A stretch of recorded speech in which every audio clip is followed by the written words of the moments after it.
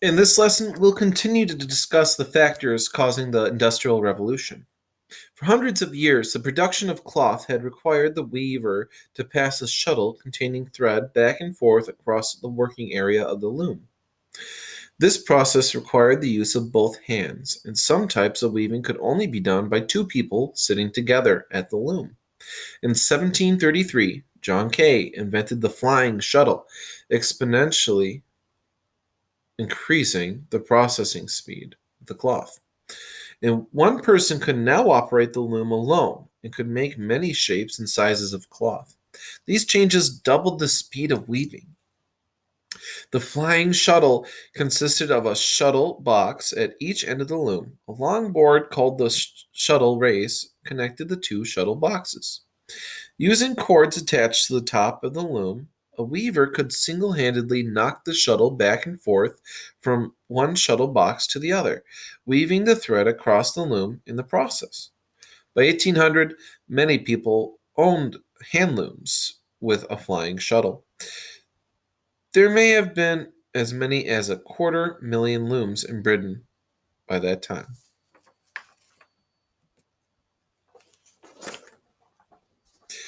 Textile production was one of the most important industry in 18th century Britain. Most textile work was carried out in the home, often in conjunction with farm work. This method of production was often called the putting out system because employers would put out the materials for home-based workers to manufacture into finished products. Merchants controlled cloth production from start to finish. They bought raw wool from sheep farmers, had it spun into yarn by farmers' wives, and took it to rural weavers to be made into cloth. This weaving process was cheaper than relying on urban craftsmen. Merchants then collected the cloth and gave it to finishers and dyers. Similar home based methods of organizing and controlling the process of manufacture, often referred to as cottage industries, became prevalent with other items, including nails, cutlery, and leather goods. The spinning jenny. In 1764, inventor James Hargreaves built a machine that became known as the spinning jenny or spinning frame. The machine used 8 spindles with a single wheel that allowed the operator to spin 8 threads at once. Legend status that Hargreaves invented the spinning jenny after observing a spinning wheel. Sorry. Legend states that Hargreaves invented the spinning jenny after observing a spinning wheel that his daughter Jenny had accidentally knocked over.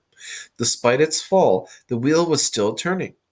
Hargreaves realized it would be possible for one person to spin multiple threads at once by using several spindles lined up in a row. The new machine allowed Hargreaves' family to produce much more yarn than any of their neighbors. The water frame. The spinning jenny was too cumbersome to be operated by hand, so inventor Richard Arkwright sought another way to run the machine. At first, Arkwright considered using horses. When this proved impractical, he experimented further and found a solution that used a wheel powered by running water. Harnessing the power of England's abundant streams, the spinning jenny could now continue to operate day or night. Look carefully at this table. The figures on the right are in British pounds. That's their money. Most of the cotton imported to the British Isles during the 18th century came from the Americas. How do you think the American Revolution affected this?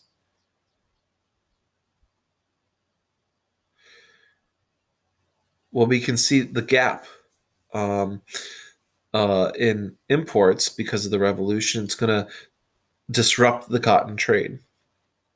You don't really trade with people you're at war with.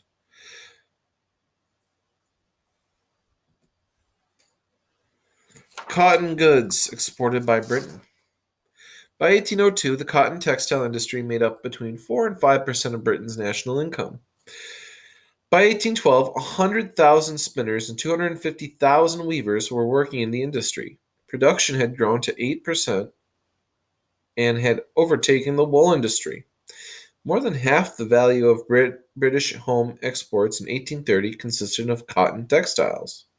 The cotton industry originally developed in three main British districts: Manchester, Midlands, and Clyde Valley in Scotland. By the 1780s, the industry became more concentrated in Lancashire, where a large proportion of the population depended on cotton and textile production. Look at the table again. In what year were the increases and decreases in manufacturing inconsistent? A factor that would have caused this inconsistency would have been bad harvests or possible political unrest. So we've seen the 1720s to 30s, there must have been some kind of unrest or bad harvest. Here's some discussion questions for this lesson.